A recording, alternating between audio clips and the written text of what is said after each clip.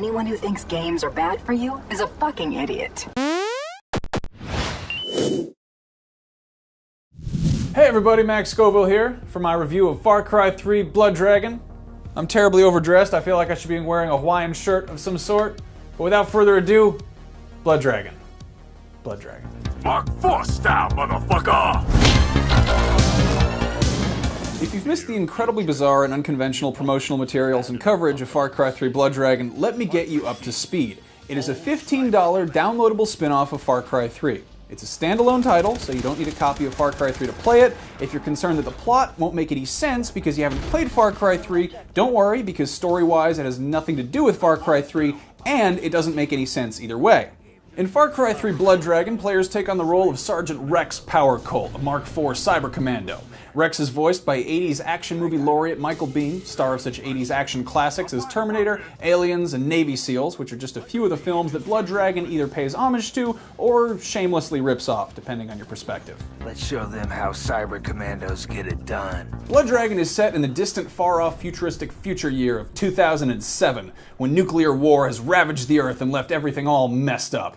Rex is sent to a mysterious island because the evil organization known as Omega Force has missiles or something, I guess. And after finding out that his old commanding officer Sloan has gone crazy and is behind the evil plan to destroy the already mostly destroyed Earth or whatever he's doing, it's up to Rex to run around on this island killing dudes and blowing stuff up to stop him. If it sounds like I'm glossing over the plot of Blood Dragon or that I'm making it sound really contrived and stupid, I'm not. The game is actually really contrived and stupid. But that's totally okay, because it isn't a game that puts emphasis on immersion or character development or realism or pushing the boundaries of video games as a ludonarrative medium. This is a game that's very much about the opposite of those things. No, seriously, here's a slide from a presentation that I was shown when they announced the game. Now, intentionally making a stupid game that's also a good game is easier said than done, and making a game that successfully satirizes the stupid elements in games is even trickier. For example, having the main character fire off a snarky one-liner about how they hate shitty block puzzles, while the player is actually forced to do a shitty block puzzle, doesn't actually excuse that shitty block puzzle. Thankfully, Blood Dragon never goes down this path, with the exception of possibly the most hilariously patronizing tutorial in video game history. I fucking hate tutorials. Blood Dragon has the same guts as Far Cry 3, and though it's cheaper, brighter, and stupider, it still plays mostly the same, which is awesome. It's an open-world first-person shooter that can be played as a stealth game. Players are granted cash and experience by completing story missions and liberating outposts, which are now called garrisons in Blood Dragon. The garrisons are considerably larger than the outposts were in Far Cry 3, and at these garrisons there are vending machines where weapons can be purchased and upgraded, as well as activity cabinets, which contain side quests of either the assassination or hostage rescue variety. You saved me! Huzzah! Now, Blood Dragon is a smaller game, and because of this, certain systems have been streamlined. For instance, instead of picking new skills from a skill tree, Rex is given new abilities as he levels up. I was totally okay with this because it meant less time looking at menus. One thing I didn't like, however, was that in order to purchase certain weapon upgrades, they have to be unlocked by completing certain activities that can't be started until you liberate the garrison that has the specific activity cabinet in it. It's a minor complaint, but it complicates the process of making my machine gun go from a regular machine gun to a machine gun that shoots lasers, and that's more tedious than fun. Are you kidding me? You are not the punchline. You are a killing machine. However, not all weapon upgrade unlocks are dependent on specific missions, and the ones that aren't are pleasantly streamlined. Hunting and crafting, for instance, have been combined into a sort of deranged reverse Noah's Ark, with perks being awarded as you go around killing 2 of every animal on the island.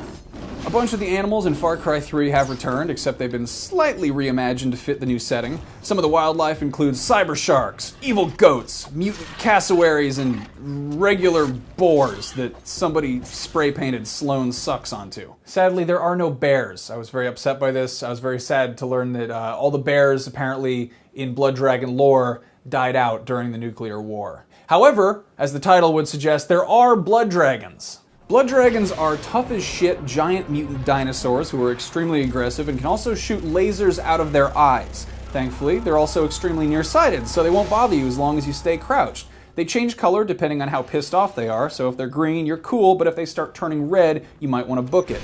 The blood dragons are attracted to the smell of cyborg hearts, which you can rip out of downed enemies and then throw to use as bait. The Omega Force garrisons scattered around the island are all guarded by force fields called Mega Shields, which you can get through just fine yourself, but which keep the blood dragons out.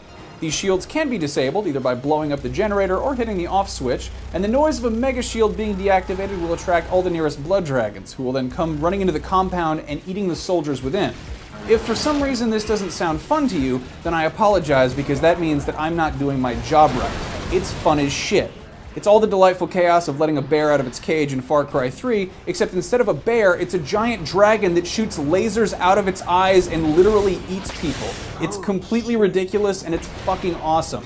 You know, there's a lot of great stuff in this game. There's a lot of awesome stuff in this game, and instead of going to like weird, minute, technical detail about it, I'm just gonna list some of the awesome stuff that's in this game, and you guys can judge for yourselves what you think of it. For starters, you get RoboCop's gun, which is pretty cool because it's RoboCop's gun. Second, all the enemies have text-to-speech engine robot voices, so it's like you're fighting a bunch of Stephen Hawkings. Surrender. We don't have a chance. They also have glow-in-the-dark blood, so it's like somebody broke open a glow stick whenever you shoot them in the face. On top of that, Power Glove does the soundtrack, and it's like somebody's melting a Sega Genesis scented candle into your ear the whole time you're playing. And whenever you hit the melee button and there's nothing around to melee, you just give things the middle finger. How long have I waited for a game where you can just give stuff the middle finger? On top of all of that, the game has one of the most awkward sex scenes since Team America World Police, which I, for one, am pretty happy about, but I'm glad that nobody walked by while I was playing it. However, because we live in a world where people don't always appreciate awesome things, I know that crappy internet babies are going to whine about some aspects of Blood Dragon. The campaign is noticeably shorter, and it can be completed in probably an afternoon. The map's also a bit smaller. It's about the size of the second island from Far Cry 3. And hey, there's no day or night cycle, and everything's red all the time.